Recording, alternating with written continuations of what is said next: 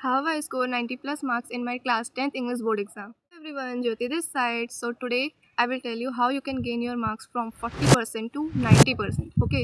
सबसे पहले तो आप लोग ये सोचना बंद कर दो कि भैया अब हमारे पास एक महीना हमसे कुछ नहीं हो पाएगा. So let me tell you, ठीक है, ये होता है आपके हार्डवर्क पे और डेडिकेशन पे. आप लोग सोच रहे होगे कि भाई हमने पूरे साल मेहनत नहीं करी, अब क्या होगा, हमारे मार्क्स नहीं आएंगे. तो ऐसा कुछ भी नहीं है. लास्ट 1 मंथ स्ट्रेटजी भी ना आपकी 90% मार्क्स गेन करवा सकती है. ठीक है. I will give you pro 5 tips. तो फर्स्ट, नो योर सिलेबस. आपको ना आज से शुरू कर दो कि रोज़ आपको अपना आधा घंटा 1 घंटा देना है इंग्लिश में. आपको रोज़ एक चैप्टर की समरी निकालनी है. यूट्यूब से आप सर्च कर सकते हो अपने चैप्टर का नाम, फर्स्ट फ्लाइट, या आप कोई भी बुक से स्टार्ट कर सकते हो. फर्स्ट फ्लाइट से स्टार्ट कर लेना. आपका जो पहला चैप्टर है, सबसे पहले तो उसकी समरी जान लो कि समरी क्या है.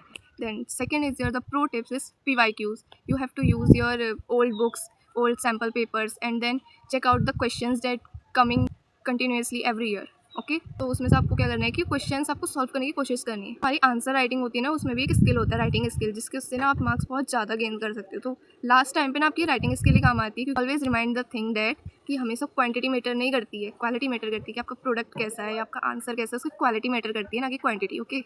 सो आप किस तरह से लिखते हो, अपने आंसर कैसे रिप्रेजेंट करते हो, यही सबसे बड़ा होता है मार्क्स गेन करने का. ठीक है. तो कहते हैं ना कि first impression is the last impression. हाँ.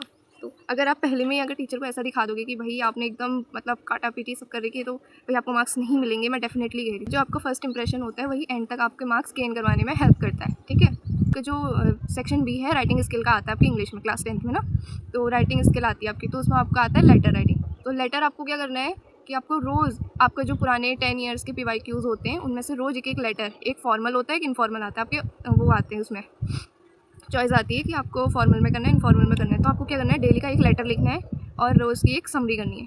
Tip number 4, important topics. Just like you have a chapter and उसमें से मतलब कुछ एक ऐसा पार्ट होता है जिसमें से मोस्ट ऑफ द क्वेश्चंस बनते हैं. तो आपको वो चैप्टर में से क्वेश्चंस ही ढूंढने हैं उस समरी के उससे. एट द एंड में इंपॉर्टेंट पॉइंट है, हर चैप्टर्स में से हर पोएट के नाम आपको याद होनी चाहिए. तो आपको एक और बार बता देती हूँ कि आपको रिमाइंड करवा देती हूँ क्या करना है. ठीक है. First of all, daily summary of a chapter. आपको रोज़ एक समरी एक चैप्टर की रोज़ करनी है, भले कितने मिनट की हो. रोज़ आधा घंटा तो दे सकते हो अपनी इंग्लिश को. हाँ. ठीक है. Then PYQs, previous year questions analyse करने कि उस चैप्टर में से क्या इंपॉर्टेंट टॉपिक्स हैं, क्या क्वेश्चन बन सकते हैं, क्या और पिछले साल क्वेश्चंस आए थे.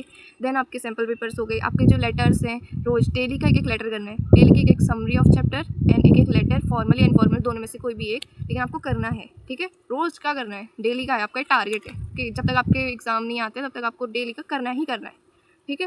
एंड देन आपका हो गया राइटिंग स्किल सुधारो, लिखना. अभी से अगर राइटिंग स्किल सुधारोगे ना, तब जाके आप वहाँ एग्जाम में कर पाओगे. क्योंकि हम सोचते हैं ना कि हम उसी दिन करेंगे, बट नो भाई, कुछ नहीं हो पाता है. अगर आपकी पहले से प्रैक्टिस नहीं होगी ना, तो आप कुछ भी नहीं कर सकते हो. ठीक है.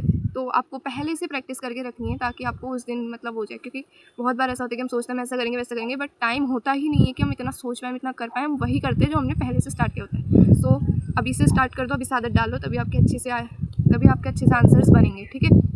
एंड देन थर्ड, आपके जो भी पोएट है, जितनी भी स्टोरीज़ हैं, पोएट और चैप्टर के नेम जितने भी, आपको सारे बाय हार्ट याद होने चाहिए. आपको मतलब चैप्टर का नाम बोलते हैं, आपको ये पता चल जाना चाहिए कि चैप्टर में क्या होने वाला है, इसकी इंपॉर्टेंस क्या है, क्या क्या इसमें इंपॉर्टेंट चीज़ आए, इंपॉर्टेंट पॉइंट्स होते हैं, कीवर्ड्स होते हैं, सब आपको पता होने चाहिए. ठीक है. एंड एट द एंड में मैं भी हाईलाइट करी, always highlight your important points with a black pen.